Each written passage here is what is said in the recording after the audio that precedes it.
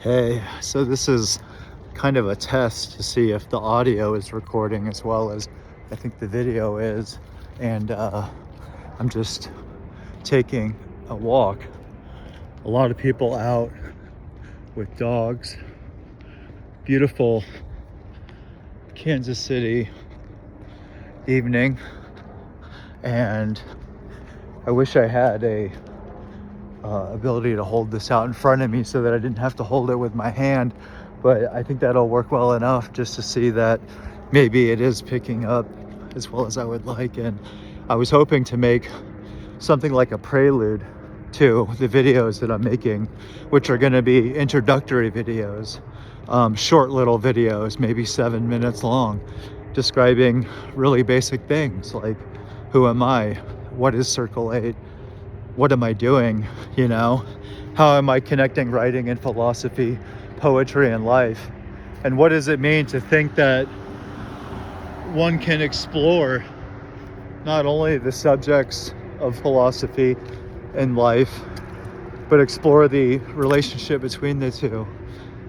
What does it mean to jump into the estuaries between theory and being?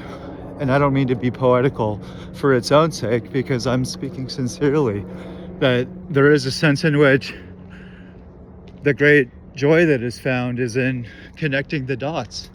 And it doesn't mean trusting in somebody else's constellation or collection of dots but it does mean learning to do it on your own. And that ability to connect the dots is what leads to what is sort of like a semi-epiphany. The semi-epiphany is that slight revelation that you might have when nobody is looking, and you sort of like maybe realize that you were wrong. I've had that experience so often that I could say that I've been wrong my whole life, but that's really a bad, terrible way of saying what is in fact an opening. Because again, I don't mean to speak hyperbolically or to speak poetically or speculatively for its own sake, but I think there's something to be said for learning what it means to really think independently and think on your own. And so that is sort of like a part of what I'm doing with Circle 8. And so maybe I can post this and sort of like keep it as a record of the conversations that I'm having with myself, which I've already been recording for years. I've been recording myself walking, my voice, for a very long time, and using those recordings as a way of examining myself. And what I'm doing now is simply making it public. I'm taking my business public, and experience has made me rich, but I have a feeling that I can make myself richer, not to brag, not to hint around about anything, but I am hoping to make a little bit of money doing this in the long run. Sort of, I'm not ashamed to prostitute myself. And yet, it doesn't mean that I have anything to say. It just means that if you begin with the negative thought that you've been wrong your whole life and you see it in a different way, that means that you can have that epiphany that I'm talking about, that minor epiphany, which is the discovery that you are at a starting point for making sense of your life. Because I'm convinced that philosophy, only half of philosophy is deconstructive or skeptical or analytical, insofar as a major part of the philosophical process is uncovering your own beliefs, discovering what you believe, and challenging your beliefs and what you've been taught, and sort of discovering that in many ways most people are in fact wrong. I mean, wrong insofar as when you challenge them and discover that their underlying assumptions are often incoherent or contradictory or just like complete hogwash. There's a sense in which that leaves a person with a bad taste in their mouth.